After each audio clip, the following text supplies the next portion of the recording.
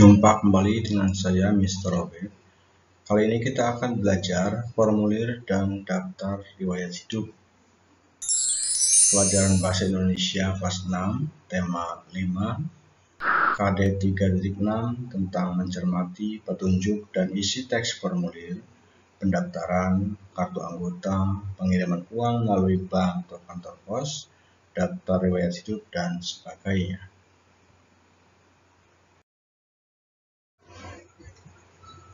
Pengertian formulir. Formulir adalah surat atau lembar isian informasi tertentu.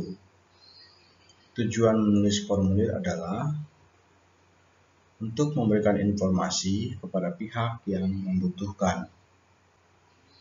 Fungsinya adalah sebagai bahan untuk keperluan pengisian data berbagai kepentingan, seperti data untuk menjadi anggota perpustakaan, data untuk mengikuti lomba, dan sebagainya. Jenis formulir berdasarkan fungsi dan kepentingannya. Yang pertama, formulir tabungan. Yang kedua, formulir permohonan KTP. Yang ketiga, formulir permohonan SIM. Keempat, formulir keanggotaan organisasi. Kelima, formulir keanggotaan perpustakaan. Keenam, formulir data pribadi. Ketujuh, formulir pendaftaran mengikuti lomba. Dan yang kedelapan, formulir pendaftaran sekolah. Syarat pengisian formulir.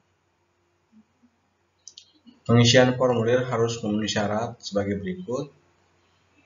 Yang pertama, menuliskan data dengan lengkap dan benar, ya. Jadi harus sesungguhnya sesuai fakta. Yang kedua, menggunakan tulisan yang jelas, ya. Jadi harus bisa dibaca atau mudah dibaca oleh orang lain. Yang ketiga, harus menghindari coretan yang dapat menimbulkan keraguan atas kebenaran informasi yang ditulis. Karena kesalahan dalam pengisian formulir akan berpengaruh kepada kelengkapan data yang diperoleh. Bagian formulir. Bagian formulir secara garis besar terbagi atas bagian kepala, biasanya terdiri dari nama lembaga, lalu alamat lembaga tersebut, dan juga nomor surat. Selanjutnya adalah bagian tubuh, antara lain yang pertama nama lengkap, kedua jenis kelamin, 3 agama, 4 pendidikan, 5 alamat, dan nomor 6 nama orang tua, 7 hobi, 8 keterangan penting sesuai kebutuhan, 9 tempat dan tanggal pengisian, 10 tanda tangan pengisi.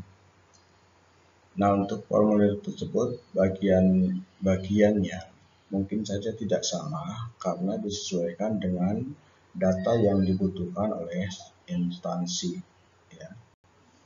Selanjutnya, contoh formulir pendaftaran lomba, misalnya ini, ya. Formulir pendaftaran lomba cerdas cermat ASEAN misalnya, terdiri dari identitas diri, kemudian juga jenis lomba yang akan diikuti, lalu ada tanda tangan dan nama lengkap. Contoh pengiriman uang melalui bank atau transfer, ya. Misalnya ini contoh bukti setoran, ini salah satu contoh saja. Kita bisa mendapatkan dari instansi yang lain. Di samping transfer, mungkin sebagian orang masih ada yang menggunakan jasa pos, ya, untuk pengiriman uang yang disebut juga dengan wesel pos. Contoh formulirnya seperti ini. Selanjutnya kartu anggota perpustakaan ya. Untuk menjadi anggota perpustakaan biasanya dimintai untuk menuliskan data ya, misalnya identitas seperti ini, dilengkapi juga dengan foto. Daftar riwayat hidup. Pengertian daftar riwayat hidup.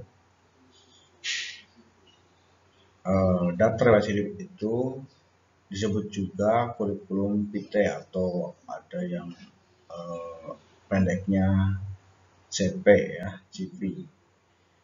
Kurikulum vitae ini merupakan serapan dari bahasa Latin. Vita itu adalah hidup ya, kurikulum vita. Kurikulum vitae itu merupakan daftar riwayat hidup dalam bahasa Indonesia. Nah, pengertiannya adalah daftar riwayat hidup merupakan dokumen yang memberikan gambaran mengenai pengalaman seseorang dan kualifikasi lainnya. Jadi daftar riwayat hidup atau kurikulum vitae ini biasanya lebih banyak digunakan untuk para calon pekerja, calon karyawan dalam melamar pekerjaan. Ya, ini ya di beberapa negara, bahkan di negara Indonesia sendiri sekarang sudah mulai menggunakan kurikulum vitae ini untuk menyaring orang-orang yang melamar pekerjaan ketika mencari pekerjaan ya. Setelah itu biasanya dilanjutkan dengan wawancara. Contoh daftar riwayat hidup ya, contoh yang sederhananya saja. Ini daftar riwayat hidup, judulnya, kemudian di situ menerangkan bahwa identitas berarti ya, kemudian riwayat pendidikan mulai dari TK mungkin sampai dengan pendidikan terakhir, lalu berikutnya tentang pengalaman kerja ya.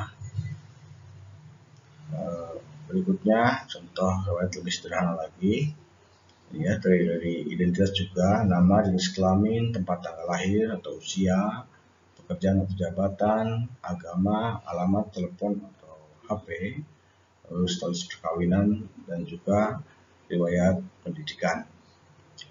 Ya, itulah ulasan pembelajaran bahasa Indonesia untuk kali ini. Semoga kalian memahami dan bisa belajar lebih mendalam lagi. Selamat belajar, tetap semangat, tetap sehat. Terima kasih.